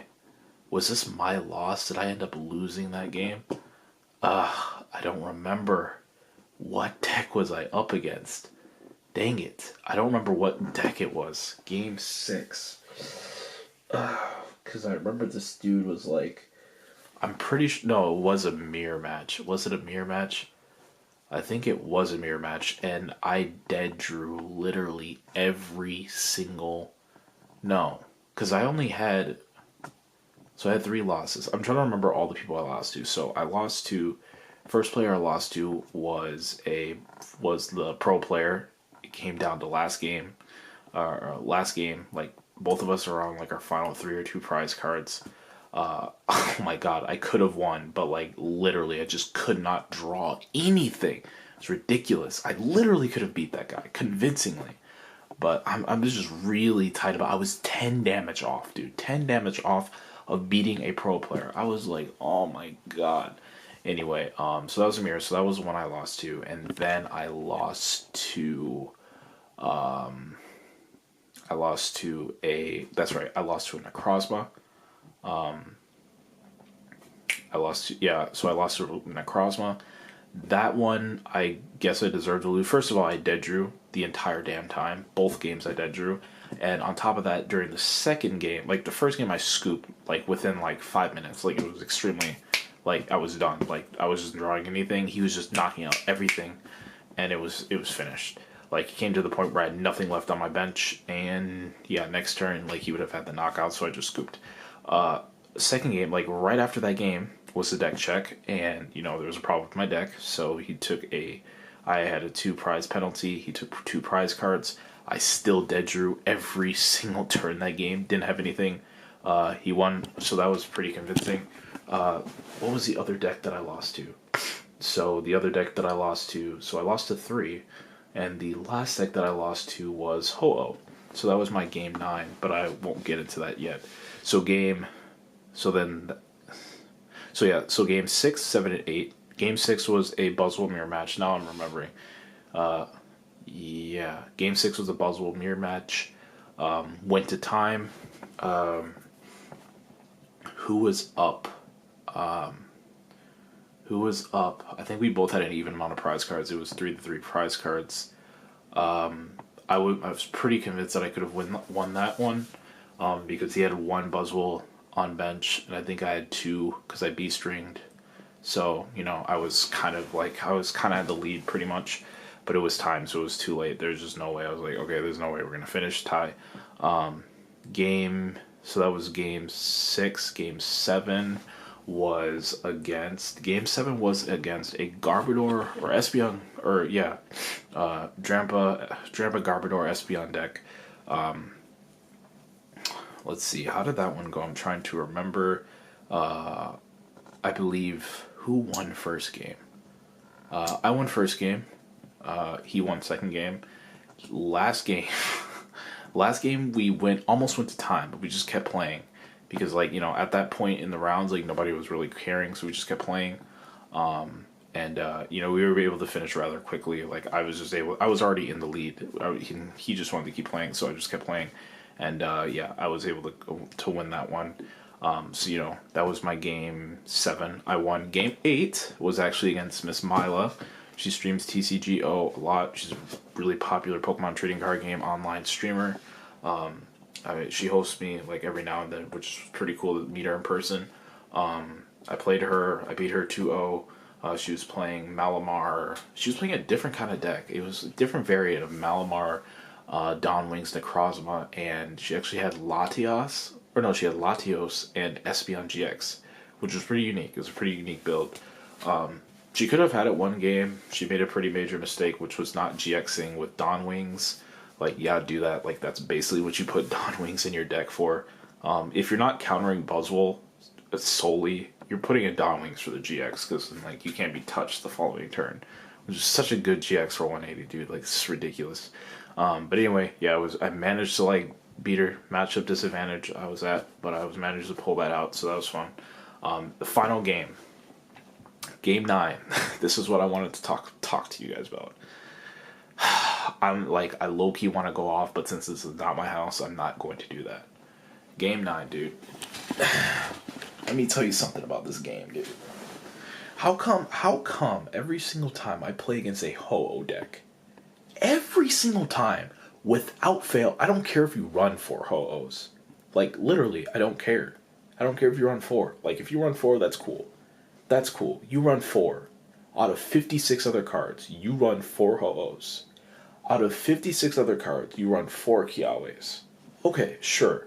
How come every single time I play a Ho-Oh deck, they always start with a Ho-Oh in their active, and a Kiawe in their hand. I don't understand how. Like, every single time, this dude got it 2 games in a row. 2 freaking games in a row. I was like, dude, are you freaking kidding me? Are you freaking kidding me? Like, at that point, there's no way for him to catch up. So, needless to say, he 2-0'd me convincingly. First game, I could not draw into anything. Second game, I could not draw into anything. It was so free, dude. Like, it was not even funny. Like, I don't know where my hand was. I didn't draw a single draw supporter either game. I think the only thing I drew was a Bridget. That was it. And a Brooklet Hill. That was it. Bridget one game, Brooklet Hill the other game, mind you. So, needless to say, no draw supporters. Like, I'm only running 3 Sycamore, 2 N, 2 Cynthia.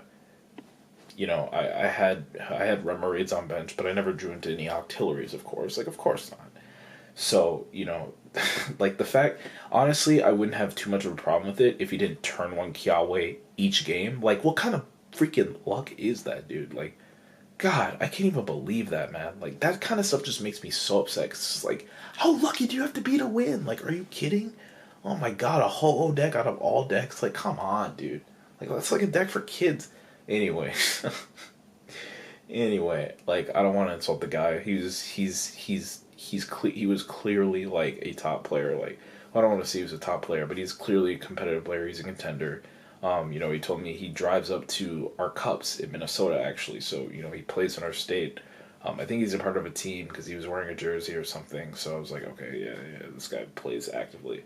Like, he knew what he was doing. But, like, the fact that he was able to, like, just turn 1 Kiawe, like, seriously, I was like, dude, if not for that, I would have actually been able to, at least stand a chance. But it was just, like, that on top of dead drawing, like, today, like, my draws are just not there. Like, the RNG was really bad, but I think despite the RNG, I played extraordinarily well.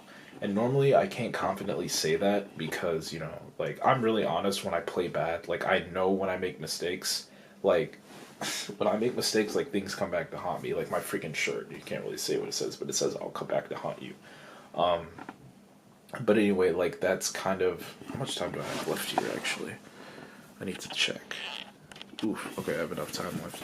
But, I mean, like, that's kind of my issue, is just, like, I know when I do something wrong, and I always think about my games, like, always immediately. I never, like, finish a match and just not think about what just happened. Like, I always reflect, and I always, like, know immediately if I did something wrong. Like, players don't really need to tell me, oh, you could have done this, or you could have done that. Like, usually I know, and, like, usually I try to think of at least as many scenarios as possible as to... Like, before making a play, I'm like, okay, yeah, I could do this also, blah, blah, blah, blah, blah, blah. And, like, I try to think ahead as much as I possibly can.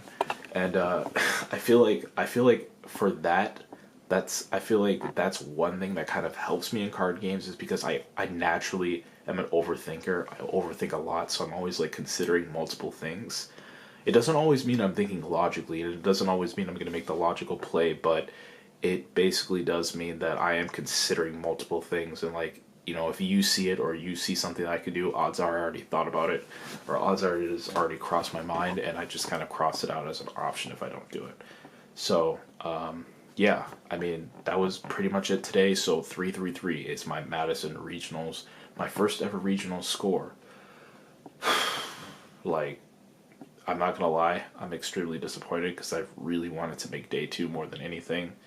It's just like, you put in all this time, it's just like, dude, like, you literally, like, you lose all for nothing. It's just like, it just feels like it's all for nothing. Yeah, sure, it's a nice experience. I learned a lot, like, each match I played, like, I just felt myself growing slowly, but it's just like, dude, like, day 2 was what I really wanted so freaking bad. And, like, yeah, that's gonna bug me for a while because, it's the end of the season, like... I kind of had, like, a lofty goal of getting a Worlds invite, and, like, to be honest, because I didn't attend enough cups, like, any cups, mind you, this year, getting a Worlds invite at this point is, like, literally impossible. Like, that's why I went to regionals, because, like, okay, if there's, like, some, like, high chance that I'm able to, like, top cut, like, I could get enough. I could get some points, like enough points to catch up and potentially get a Worlds invite if I play in more cups. But like, you know, like once again, it's just like that's extremely lofty goal. But you know, that's how it goes. But now where things stand right now, I guess, is, you know, I head back home tomorrow morning.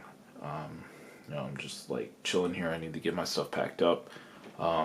Next week is gonna be a really busy week because it's E3.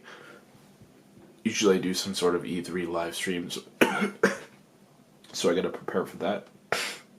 And also, immediately after Smash 5 gets announced, like release date and everything, I immediately have to start planning for the Smash Bash, just because it's going to be a much bigger thing than it was 4 years ago. So I immediately have to start planning for that. And then, you know, I'm going to still try to attend as many League Cups as possible. I just want to try and rack up points. Like, it'd be great. The idea of going to internationals for Pokemon has crossed my mind, but that's in like, it's literally in like a few weeks, like it's the first week of July, so it's kind of unlikely that I'll be able to go, just because like it will suck up so much of my money, and now I need to like focus on my own personal projects. But if, you know, if there's any way I come up with enough, I'll probably end up going to nationals, so I'll have to see what happens. But as far as stream-wise go, you know, I'm still going to be grinding out TCG. Gonna get right back on the Hearthstone of the Street Fighter grind now, like extremely crazy. Like now I'm about to pick things up like double the speed, like about to be grinding all these games a lot, because, you know, the year is not over yet, and I'm trying to go do as many tournaments as possible and try to do as well as I possibly can. So yeah, that's kind of where I stand with things right now. So the grind continues regardless. Even though we take an L, the grind still continues. And that's kind of the situation I'm in for the rest of the year, because I made a commitment. You know, you guys may or may not have saw the blog on my own personal gaming website. At the beginning of the year, I said I was returning to gaming, competing, and like that is my commitment for the year. I said I would do it for like at least half the year, and then I would decide. And, you know, if, like, I don't see any, like, major improvement by the end of the year, then I'll probably think about just, like, kind of just leaving that stuff behind. I really don't know. It's a weird situation I'm in.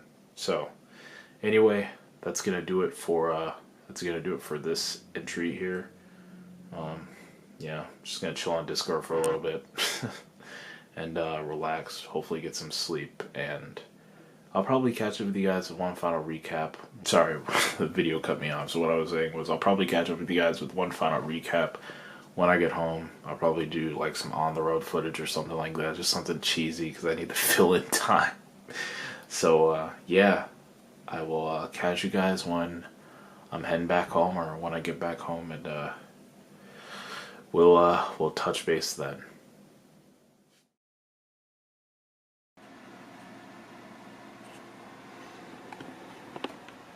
What's up, y'all?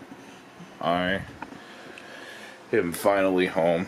So, man, it has been a very, very long trip, which is actually kind of crazy because I was only 6 hours, realistically, by driving from Madison.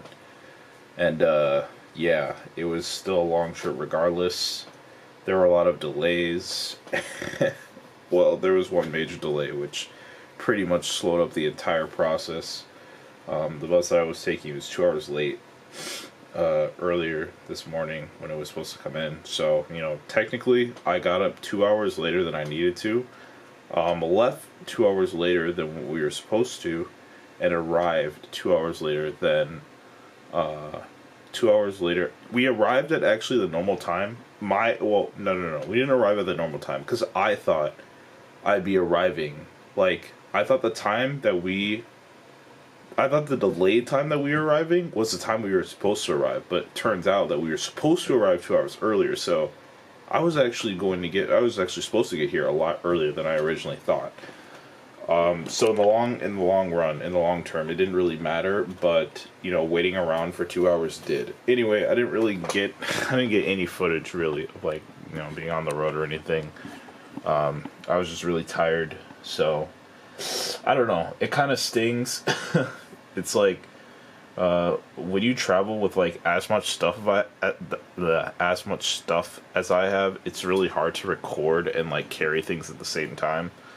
Kind of a lame excuse, I know, but it's like really, it's actually true. Like I have my suitcase, I have my backpack, which is heavy full of stuff, on my laptop bag, and I'm carrying around a tripod.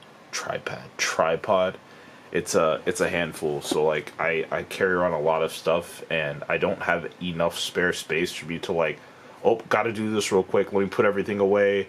Boo, boo, boo. Everything goes smoothly in here. All right, let's do what I need to do. Like it's like, okay, I gotta sit down. I gotta make room and then put all my stuff away and then like make sure nothing gets broken or crushed, and then get back to doing what I need to do. Maybe next time when I travel like lighter for anything really. Hopefully, hopefully that's not the issue. It's really hard, dude. Now that I think about it, I think like most of my issues would have been solved if I just used my large suitcase.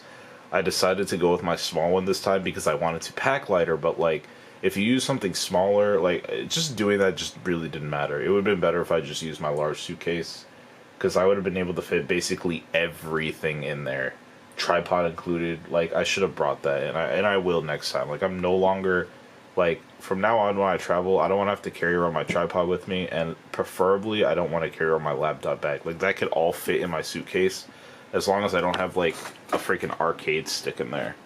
Like usually I put my arcade stick in my suitcase for most like gaming events that I go to.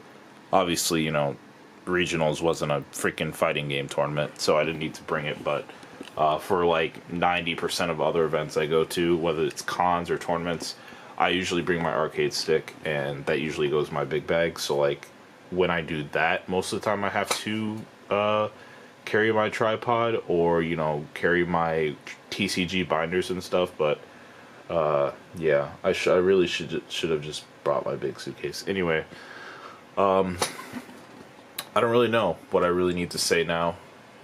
You know, based on like all the footage that I got, which is not very much at all, this is kind of a lackluster episode. I do kind of feel bad about it, but then again, like I said in the very beginning, I went to regionals last year. There was so much more last year, just because it was like a con, but like at the same time it was kind of a half-ass con. Like it was like, dude, it wasn't even a half-ass con, it was like a quarter-ass con. To be very honest. But you know, I went there last year, and even still with it not having much last year, it had even less this year. Just a lot of side events basically, and I don't know if they had like a lot of side events last year. I don't remember because I wasn't playing then. But you know, like content wise, there wasn't a whole lot there this year, just booths. That's about it. There was really nothing else going on. There was no cosplay contest. You know, there was no talent show or anything of that sort. It was just literally just playing cards. That's about it. And people playing the video game. So there really wasn't a whole lot of new footage to grab, just because you know, I did it last year, and they had more last year, and you know, they had less this year, and it's just, you know. So yeah, I'm kind of sorry about that. So this is sort of just like a whole like gaming journey update, I guess, kind of telling you guys my ongoing results from the event. Sort of like a tournament log. Maybe that's what I should actually call it. Let me turn on my computer here. My computer is actually off because I guess the power went off in the house, which is good because like I completely forgot to turn it off when I left. Like I most of the time I leave my computer on, but yeah, before I left I was like, dude, I want my computer to be off for a couple of days, and I forgot to turn it off. So I was like, oh shit, when I came down here, but it was off. I was like, okay, dope. So anyway, overall, regionals experience, once again, like I'm just gonna kind of quickly recap here. It was a fairly good experience. Yeah, I didn't perform as well as I wanted to. I really wanted day 2, like really badly. It was kind of a lofty goal, you know, just because like at my level, for as long as I've been playing, and like, you know, like not even for as long as I've been playing, because I feel like a person who's been playing for a year, even if you've only been playing online for a year fully, I feel like a person who's been playing for a year can most certainly hit day 2. Like that shouldn't be an issue. There are people coming close to making day 2 who it was their first time ever playing offline or playing IRL. So like, you know, like I don't really want to use that as an excuse, But I don't know. Like, I will say, like, absolutely bad luck played a huge role into my performance, like a huge role. But even less than that was just due to the ties. And I guess, I gotta learn how to play faster. I think that's one thing that totally bodies newer offline players is playing fast. Because you play online, you have like literally, well, you don't even have all the time in the world to take your turn. Offline, you do. You have all the time in the world to take your turn. You just don't have all the time in the world to finish the game. So when like you're playing offline and it's like a completely new thing for you, you're naturally going to take longer to make your turn. Because you don't have like you don't have a UI freaking telling you, oh, you need to do this, and oh, this effect does this, and blah blah blah blah blah. Like, it's literally all up to you to translate that information and make sure you don't miss anything while you're playing the actual game. Is this light on? I'm so confused. I can't tell if my monitor is on or off. There we go. Anyway, so that's not really so much my issue. I mean, obviously I could have played a lot faster, but I really don't know. If it wasn't for the ties, then I would have done a lot better. I feel like if it wasn't for the ties, I could have maybe gotten top 80. And if it wasn't for the extremely bad luck I had for the games that I lost, the games that I lost, except for one, there was only one honest loss, which was the first one when I was 10 damage short. Both of my other losses were literally due to me bricking. I'm not even talking oh man, oh, I could have had this to evolve it, and no, dude, bricking as in not drawing shit but fucking energies. Literally just fucking energies. As if somebody stacked 10 energies in a row in my fucking deck, and that's all I drew for 5 turns straight. That is the kind of bricking I'm talking about. It was just dumb shit like that. And that was the kind of bullshit that happened for those other 2 games. That kind of stuff just kills me. So realistically speaking, I had one honest loss, that didn't involve me having terrible fucking luck. That game was really, really, really good, and it was really close. And I respect the guy that I played. Once again, he's a writer for 60 cards. I don't remember his name. He's a seasoned player. This dude travels. I think, how many people did I play that had the Toronto GX counter? The first guy I played and beat, he had the Toronto GX counter, so I know he went to Toronto. Who else? The second guy that I played, who beat me, the really close game, he had a Toronto GX counter. I believe the third guy I played as well, he was an older guy, I think. He had the Toronto GX counter. So I played at least 3 or 4 people who had the Toronto GX counter. So I was like, okay, yeah, these guys travel. So whenever I was able to beat or or take a round off of these guys, I was like, dang, okay, I'm not doing too bad for myself for my first regional. So, I'm feeling pretty confident continuing with TCG into the future. I think one thing that I should do for sure is maybe pay a little less attention and pay a little less attention to what everybody's telling you to play, because people were just fucking wrong for this event.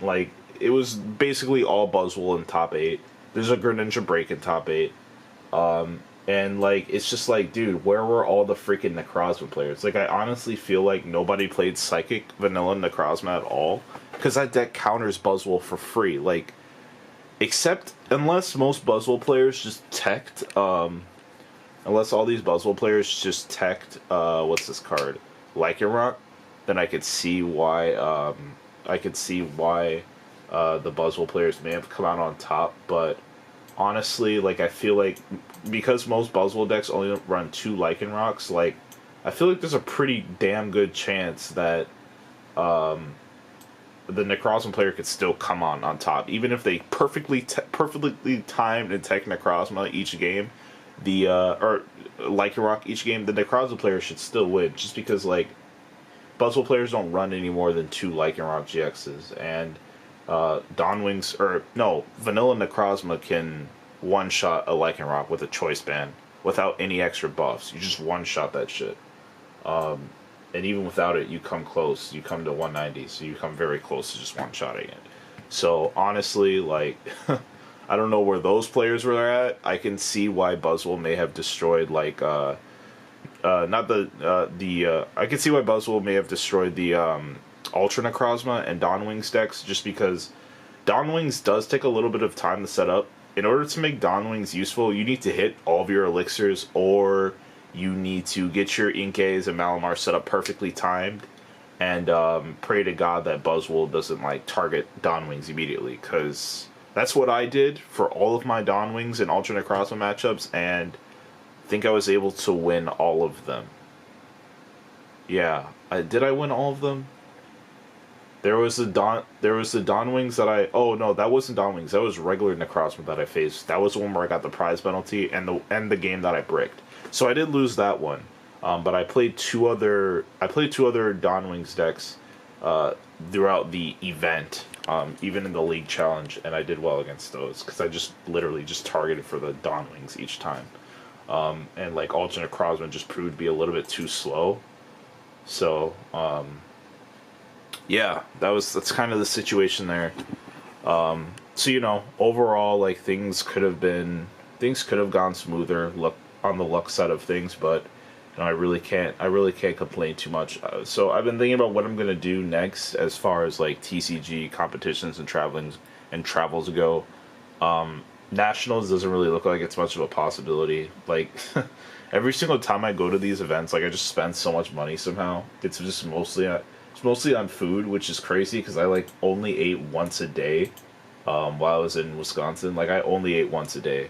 But I think I was already just naturally short on money before that because I just paid like a $500 bill.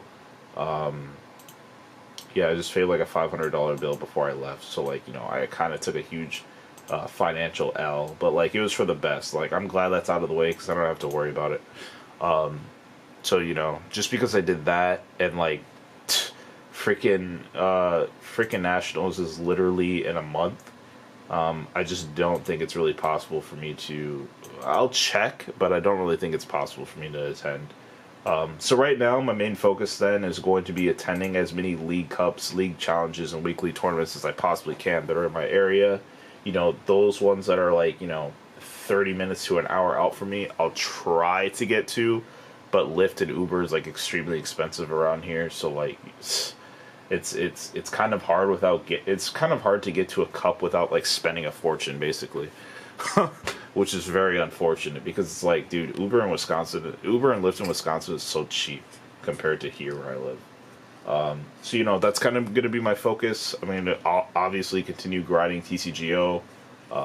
You know, I really want to try and get top on the leaderboard sometime. But that's kind of going to be my focus with TCG going forward. I'm going to try to do a lot more YouTube content for the game, for both physical and online. Like, I want to grind out Pokemon trading card game content now, for sure.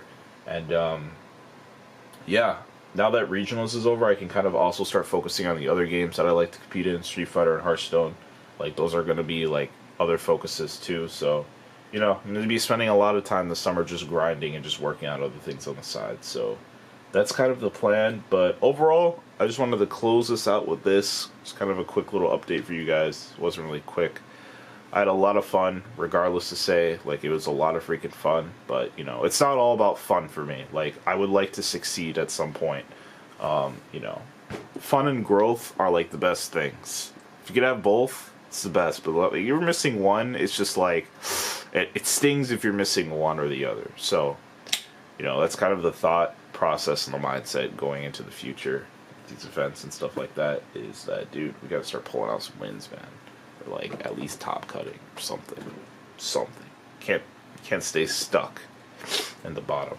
So anyway, that's gonna close things out. If you guys watch this whole thing from start to finish, you're the champ, you're the man, you're the girl, you're the woman, whatever. You're the champion for doing that. So yeah, it was really fun. I'll catch you guys in the next adventure, whenever that is. And until then, as usual, you guys keep on gaming, and I'll catch y'all in the next video. Peace out.